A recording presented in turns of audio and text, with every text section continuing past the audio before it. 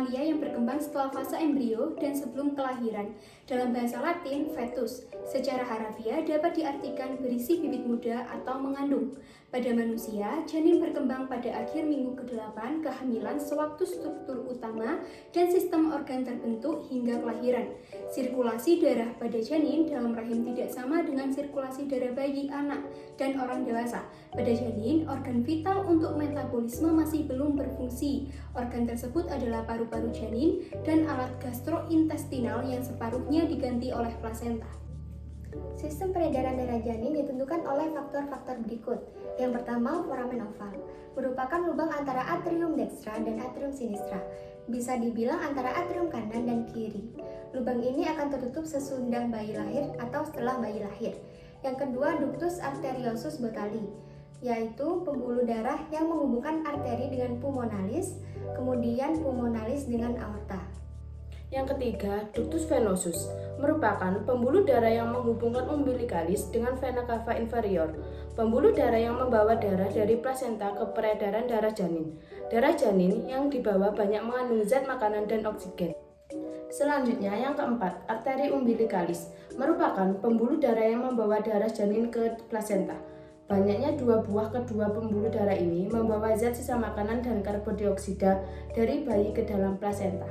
Arteri dan umbilikalis terbungkus menjadi satu saluran yang disebut ductus umbilikalis atau tali pusat. Yang terakhir, plasenta, merupakan jaringan dinding rahim yang banyak mempunyai otot mengandung pembuluh darah. Tempat pertukaran zat yang diperlukan yang diambil dari darah ibu dan yang tidak berguna dikeluarkan. Plasenta itu menempel di endometrium dan terikat kuat sampai bayi lahir. Fungsi plasenta menyediakan oksigen, menyediakan makanan untuk bayi dalam kandungan yang diambil dari darah ibu yang bekerja sebagai paru fetus.